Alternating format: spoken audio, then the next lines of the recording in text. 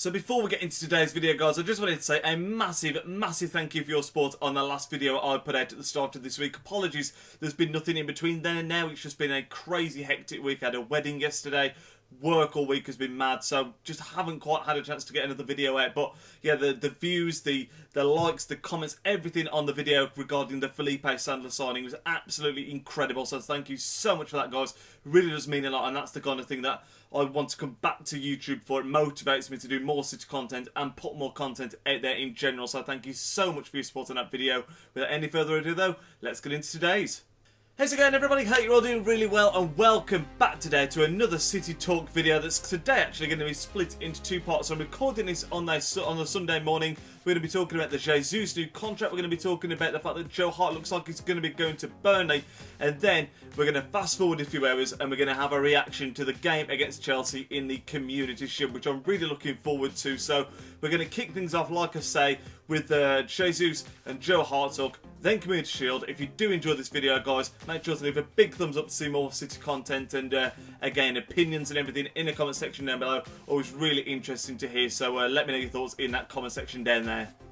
So since the last City Talk, the first piece of news to emerge, if you like, since that video was actually the news that Gabriel Jesus had signed a new deal with City, a new 5-year contract that keeps him at the club, or the contract ties him down at least, until 2023. Really exciting bit of news, I'm sure most City fans will agree with. I mean, when we brought him in, he was obviously hyped up, he was a hot prospect, but for the fee that we got him for, when you look at it now, I think it was 25 to 30 million, something in that region.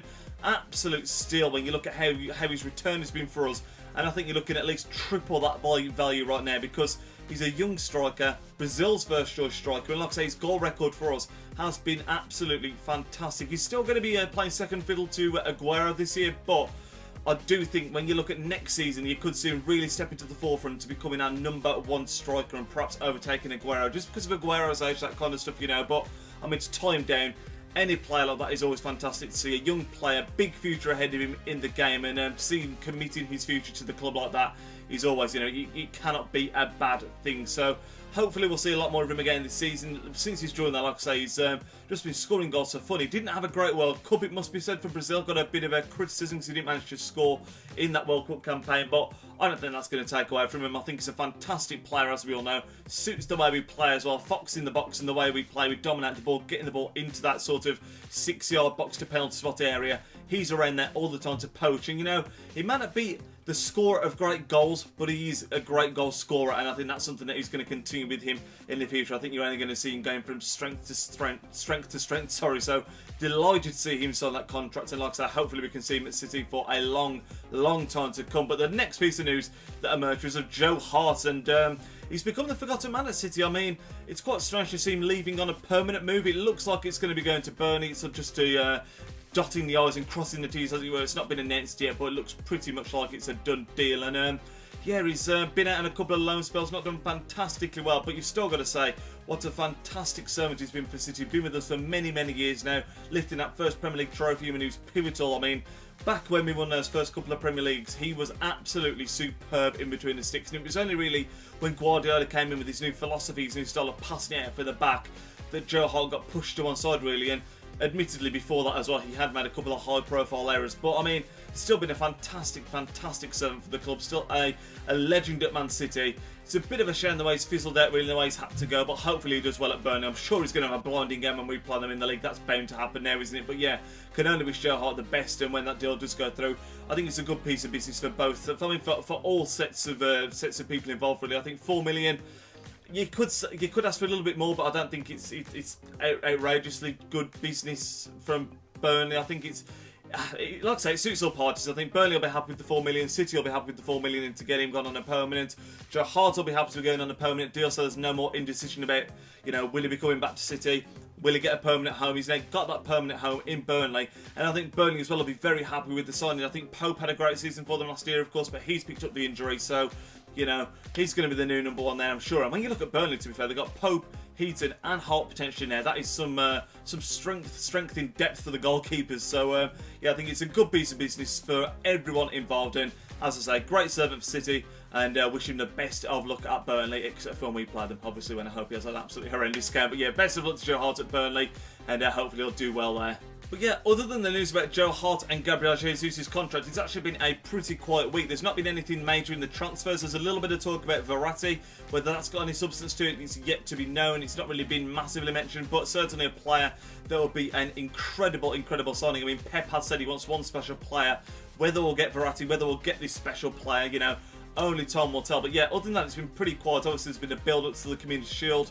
Guardiola talking about Douglas Luiz and how he feels he might be able to step up into the breach you've called upon this season, and he's going to see a bit more first-team involvement. And it's going to be interesting to see the lineup actually for the Community Shield today, because there's a lot of players that have only just come back from international duty, the World Cup, and started training, and some players that haven't even come back at all yet. So I think it's going to be a pretty weakened side that we play. Not sure how Chelsea are going to line up either. Maybe I'll see Cavallero or Rob Green in between the sticks for them. But yeah, it's going to be an interesting lineup. Community Shield, something that you can never read too far into, I don't think, but it is great because it's the curtain raiser for the season. Gets everyone hyped, and it's only one more week now, of course, till the Premier League gets up and running again. But that's going to end this portion of the video anyway, guys. Really looking forward to the Community Shield, and the next part of this video is going to be my reaction to that after the game has been played. But hopefully, like I say, although it's not a big game, although it's not a massive thing and you can't read too much into it, obviously we still want City to be coming through with the win, so hopefully that can be the case. And yeah, let's watch the game and see what we think in 90 minutes time, guys. I'll speak to you in a second. So here I am in the same spot that you saw me earlier, about 2.5 hours later on after that first recording for the first half of the video that you saw earlier.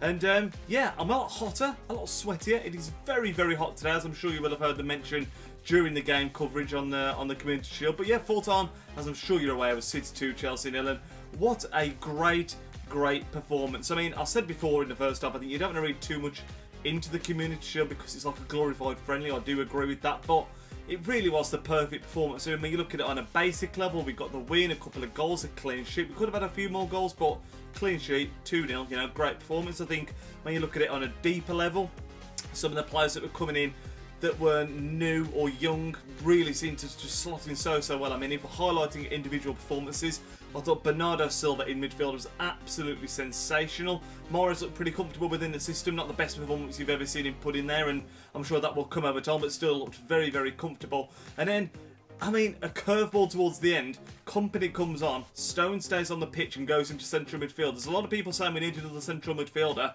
Is John Stones the answer? Could he be a backup centre mid to Fernandinho? Now, I don't know if he'd be quite ready to go into that role yet, but maybe that's something that Guardiola is thinking of doing, and maybe he could be the answer even in the odd game to slot in there. So let me know what you think of that. Stones potentially in the midfield slot, and because we've got so many centre-back options as well, he started today with Laporte, who went off injured unfortunately, but I don't think it was anything too serious. But because we've got so many centre-back options, you know, it frees him up to get into the team perhaps a little bit more regularly. But other performances that I was really happy with, Foden starting was absolutely sensational, got an assist for the first goal, and just, you know, him and Diaz that came on, they both look so comfortable in such a great team. I mean, when you look at the midfielders that were on the pitch today, there was Bernardo Silva, Cesc Fabregas, you know, those calibre of players, they are talented footballers, and Foden and Diaz were right up there playing probably better than, you know, but certainly better than Fabregas. I'm pretty sure Fabregas played, you know, it's pretty non-existent if he didn't. I mean, even Jorginho, that, you know,